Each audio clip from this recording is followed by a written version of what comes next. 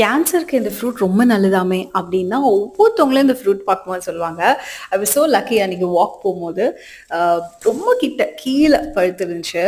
And ஃபுல்லாக ட்ரீலேயே பழுத்த fruit எனக்கு ரொம்ப பிடிக்கும். அண்ட் என்னை பொறுத்த வரைக்கும் இந்த ஃப்ரூட் வந்து கஸ்டர்ட் ஆப்பிள் மாதிரி இருக்கும் பார்க்கறதுக்கு.